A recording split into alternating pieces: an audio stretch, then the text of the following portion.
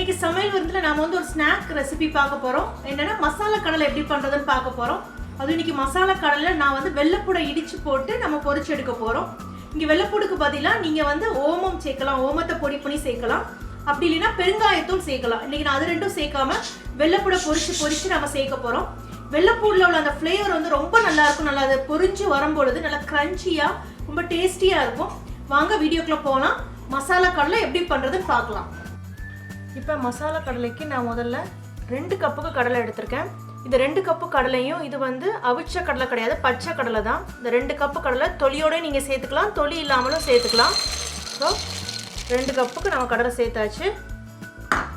அதுக்கப்புறம் நான் இங்கே வந்து கடலை மாவு எடுத்து வச்சுருக்கேன். கடலை மாவு வந்திருக்கேன், அந்த கடலை மாவையும் சேர்த்துக்கலாம். அதுக்கப்புறம் அரிசி மாவு நான் சேர்க்க போகிறேன். அரிசி மாவு வந்து அந்த கிறிஸ்பினஸ் கொடுக்கும் நமக்கு. இதில் நான் 3 டேபிள் ஸ்பூனுக்கு அரிசி மாவு எடுத்து வச்சுருக்கேன். அந்த அரிசி மாவும் சேர்த்துக்கலாம். அரிசி மாவு ரொம்ப சேர்த்துட வேண்டாம். அரை கப்பு கடலை மாவுக்கும் 3 டேபிள் ஸ்பூன் அரிசி மாவு சேர்த்தா போதும். அதுக்கப்புறம் நான் இங்கே வெள்ளைப்பூடு இடித்து வச்சுருக்கேன், வெள்ளைப்பூடு சேர்த்துக்கிறேன்.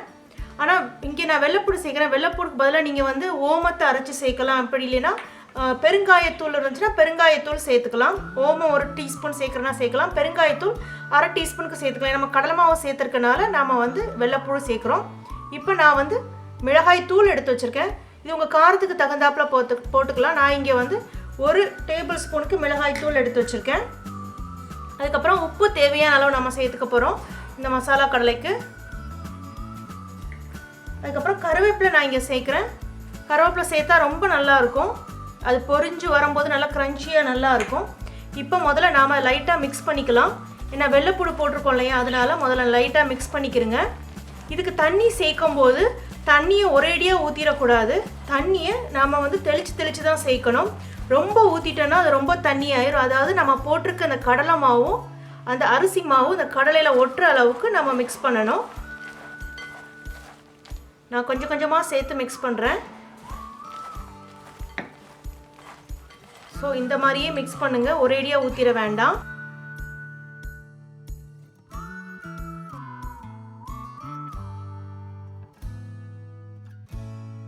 இந்த அளவுக்கு நான் மிக்ஸ் பண்ணியிருக்கேன் பாருங்கள். கீழே பார்த்தா நமக்கு தண்ணியே இருக்காது. நம்ம அந்த அளவுக்கு நான் மிக்ஸ் பண்ணியிருக்கேன். உங்களுக்கு கலர் தேவைப்பட்டுச்சு அப்படின்னா நீங்கள் லைட்டாக கலர் பொடி கூட சேர்த்துக்கலாம். டோட்டலாக இதுக்கு வந்து நான் 4 டேபிள் ஸ்பூனுக்கு நான் தண்ணி சேர்த்துருக்கேன். இப்போ மிக்சர் ரெடி ஆயிடுச்சு. நாம் இதை பொரிக்க ஆரம்பிச்சிடலாம். இப்போ நம்ம கடலை மிக்சர் ரெடி ஆயிடுச்சு. இப்போ நான் எண்ணெயும் கொதிக்க வைக்க ஆரம்பிச்சிட்டேன். எப்போவுமே நீங்கள் இந்த மாதிரி கடலை பொரிக்கும் போது எண்ணெயை ஹையில் வைக்காதீங்க, மீடியம் ஃப்ளேம்லேயே வைங்க. இல்லைன்னா ஹையில் வச்சிங்கன்னா வெளியே ஃபுல்லாக கரிஞ்சிடும், கசப்பு தன்மை வந்துடும் அந்த கடலைக்கு. அதனால் மீடியம் ஃப்ளேம்லேயே வச்சு அது நல்லா சூடானதுக்கும் கொஞ்சம் கொஞ்சமாக போட்டு பொரிச்சு நம்ம எடுக்க வேண்டியதான். முதல்ல நம்ம எண்ணெய் சூடாயிடுச்சான்னு பார்க்குறக்கு லைட்டாக நான் ஒரு பிஞ்ச் போட்டு பார்க்குறேன். இப்போ டக்குன்னு பொரிய ஆரம்பிச்சிருச்சு. ஸோ இப்போ நம்ம எடுத்து விரவி வச்சுருக்க அந்த நிலக்கடலை இருக்கு இல்லையா, அதை லைட்டாக நம்ம இப்படி உதுத்துட்ட மாதிரி போட போகிறோம். உங்களுக்கு ஒருவேளை நீங்கள் கடலை விரவி வச்சுட்டு நீங்கள் லேட் பண்ணிட்டீங்க, பொரிக்க லேட் பண்ணிட்டீங்க அப்படின்னா மாவு கொஞ்சம் ட்ரை ஆக ஆரம்பிக்கும் அந்த கலவை.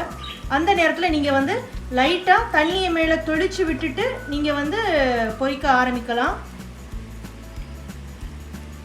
அதாவது நீங்கள் போட்டு பொரிக்கும் போது மொத்தமாக எல்லாத்தையும் போட்டு க்ரௌட் ஆக்கி விட்றாதீங்க. அதுக்கு அது பொரியறதுக்கு கொஞ்சம் ஸ்பேஸ் வேணும். அதனால் கொஞ்சம் கேப் விட்டு அதை எல்லாத்தையும் போட்டு அதை பொரிச்சு எடுங்க.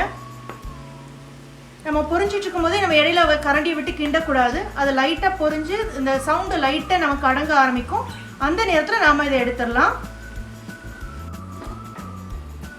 ஓகே, இப்போ நம்ம லைட்டாக பொரிஞ்சிருச்சான்னு பார்க்கலாம்.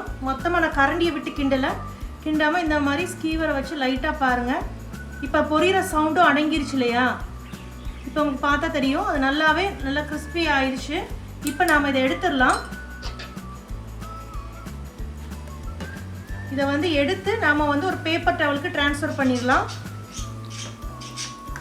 ஏன்னா அது வந்து எக்ஸஸாக இருக்க ஆயில் எல்லாத்தையுமே அது உறிஞ்சிரும்.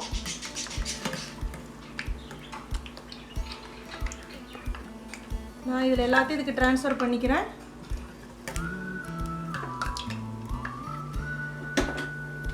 இப்போ மசாலா கடலை நம்ம மிச்சம் இருக்கிற நான் இதையும் பொரிச்சு இப்போ எடுக்க போகிறேன்.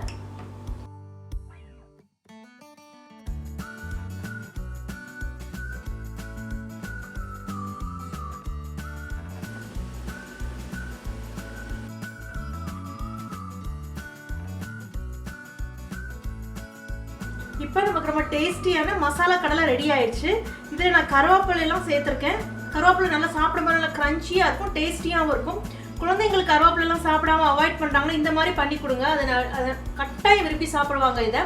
அதுக்கப்புறம் நீங்கள் இதை பொரிச்சு எடுப்பீங்க இல்லையா, எண்ணெயில் போட்டு டீப் ஃப்ரை பண்ணி எடுத்த பிறகு அதை பேப்பர் டவல் வச்சதுக்கப்புறம் கொஞ்சம் நேரம் ஆற விடுங்க. அதாவது 2 நிமிஷம் போல் ஆற விடுங்க.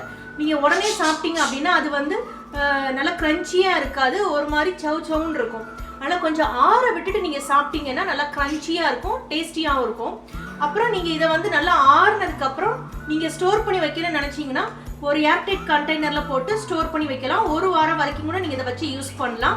இதில் நம்ம எந்த கலர் பொடியும் சேர்க்காம எந்த ப்ரிசர்வேட்டிவும் சேர்க்காம பண்ணியிருக்கோம். இதை ட்ரை பண்ணி பாருங்கள். பார்த்துட்டு உங்கள் கமெண்ட்ஸை சமையல் விருந்தில் போஸ்ட் பண்ணுங்கள். இந்த வீடியோ உங்களுக்கு பிடிச்சிருந்தா லைக் பண்ணுங்கள்.